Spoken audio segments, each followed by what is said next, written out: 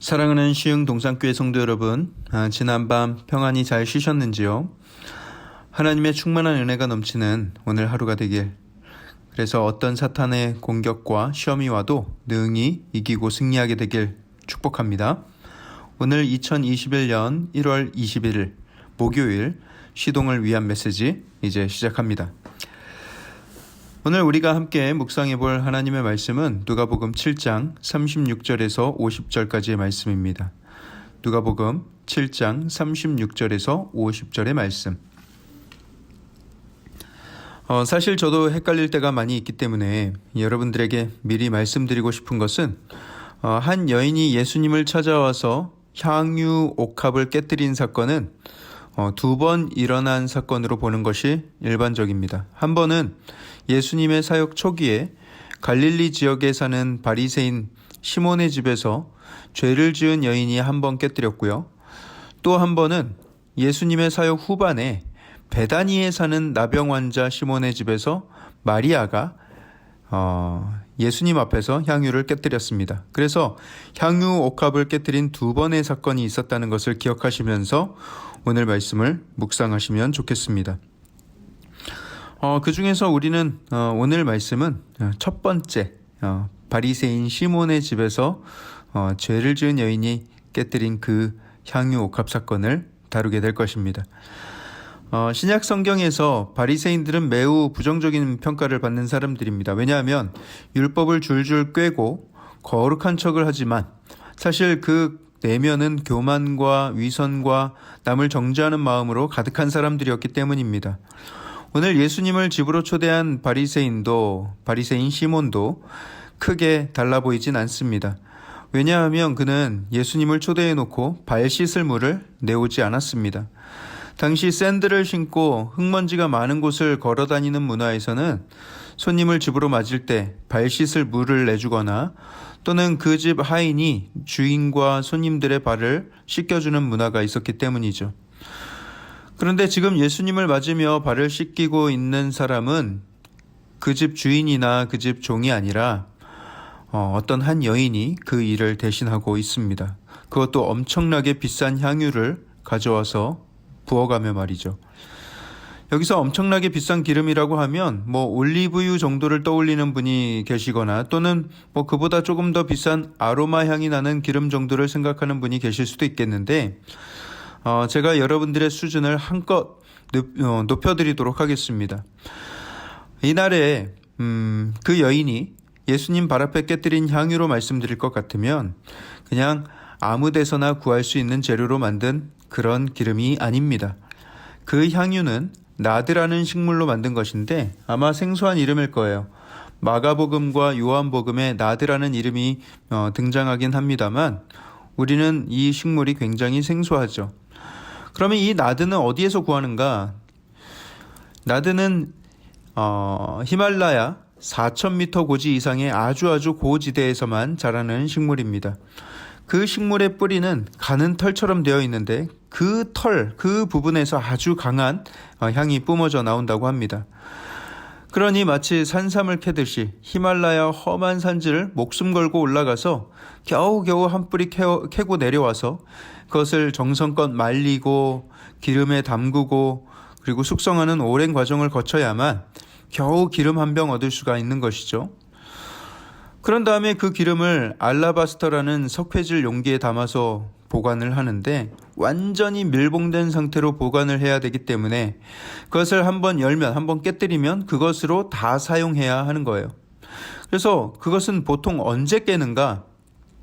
결혼식 날에 부모가 보물처럼 간직해뒀다가 결혼하는 딸에게 선물로 주는 아주 귀한 예물이었습니다. 성경에 이것이 시가 얼마짜리인지도 나오는 부분이 있는데요.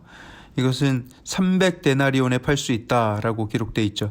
장정의 300일치 품삯에 해당하는 가격이었어요. 요즘으로 하면 대략 약 3천만 원 정도 한다고 보면 됩니다. 이 여인이 무슨 죄를 지었는지 정확히 알 수는 없지만 많은 학자들이 이 여인은 창기였을 것이다 라고 이야기를 합니다. 정말 후회되고 부끄러운 인생, 지워버리고 싶은 인생을 살던 여인이었을 거예요. 하지만 예수님을 사랑하는 마음으로 그 발 앞에 와서 이렇게 예수님을 맞이하는 것이죠. 주인이 해야 될 환영을 이 여인이 큰 사랑을 담아서 대신하고 있는 것입니다. 예수님 앞에서 그 여인이 주룩주룩 눈물을 흘리죠. 그 마음에 있던 모든 죄들이 다 조명이 되고 깨달아지고 회개가 나오는 것입니다. 그리고 예수님의 발 앞에 은혜를 바라며 울고 있는 것이죠. 우리 시흥 동산교회 제 사무실과 우리 전도사님들 사무실은 햇볕이 정말 잘 듭니다. 한겨울에도 한낮이 되면 이 태양광 때문에 더위를 느낄 정도예요. 이 태양광 때문에 좋은 점은 매우 밝다는 것이고요. 또 안 좋은 점도 매우 밝다는 것입니다. 밝으면 뭐가 안 좋으냐면 아무리 닦아도 먼지가 그렇게 눈에 잘 띌 수가 없어요. 밝은 빛 앞에서는 먼지를 숨길 수가 없는 거예요. 그래서 제 옆에는 늘 먼지 닦을 준비가 되어 있습니다. 아무리 큰 죄인일지라도, 아니 오히려 스스로 깨닫는 죄가 크면 클수록 예수님, 빛 대신 예수님 앞에서 이렇게 겸손하게 나아갈 수밖에 없는 것이죠. 그 빛 앞에서는 내가 은혜 아니고서는 살 수 없는, 나는 그 은혜 아니면 너무나도 추악한 존재로 남겨질 것이 깨달아지는 것이죠. 내 죄를 그 발 앞에 회개하고 용서받는 것이 이 세상의 그 어떤 것보다 가장 중요한 문제로 여겨질 때에 3천만 원짜리 향유가 아니라 그보다 더 값진 것이라도 깨어버릴 수가 있게 되는 것입니다. 내 죄를 사해 주신 예수님이라면, 그분을 위해서라면 전혀 아깝지가 않은 것이죠. 물론 그 여인이 비싼 향유를 깼기 때문에 용서받은 것은 아닙니다. 이단이나 사이비들은 이 본문을 이용해서 또 성도들에게 3천만 원을 요구하겠죠. 하지만 예수님이 명품 향수 때문에 마음이 행복해지셔서 그 여인을 용서하시고 구원을 선포하셨을까요? 아닙니다. 그 여인의 믿음을 보시고 죄를 사하시고 구원해 주신 거예요. 그 여인은 예수님을 제대로 알아보았습니다.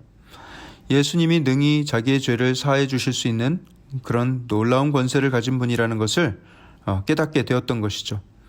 그리고 그것을 알게 되었으니까 자신이 가장 소중하게 여기던 그런 옥합도 전혀 아깝지 않게 깨뜨려서 예수님을 위해서 사용하고 싶었던 것이죠. 여러분, 우리가 빛으로 나아간다는 것, 그것은 나의 부끄러운 내면을 그 앞에 보이겠다는 의지입니다. 오랜 기간 먼지가 쌓이고 때가 끼고 상처투성이인 내 모습을 그 밝은 빛 앞에 드러내겠다는 의지, 그것이 사실 불편하고 두려운 사람은 그냥 음지에서 웅크리고 있으면 그만이고요. 당장엔 그게 더 마음이 편할 수도 있을 것입니다. 하지만 그렇게 해서는 치유와 회복이 일어날 수가 없습니다. 죄사함과 구원이 일어날 수 없어요. 이미 나의 구원을 이루어 놓으신 그 발 앞에, 그 빛 앞에 나아가야 합니다. 그때 하나님은 나를 끌어안으시며 따뜻한 사랑으로 죄를 사하시고 평안히 가라, 마음의 평강을 가지고 살으라고 선포해 주실 것입니다. 우리가 지하의 어둠에 거하다가 밝은 태양빛으로 나가게 되면 너무나도 눈이 부십니다. 그때는 우리가 어떻게 해야 할까요? 둘 중 하나를 선택할 수 있겠죠. 하나는 눈이 너무 부시니까 다시 어두운 지하실로 돌아가는 것입니다. 그러면 내 눈은 그 지하실에서 적당히 어두운 데서 다시 편해지고 그냥 그 안에 머물게 되는 것이죠.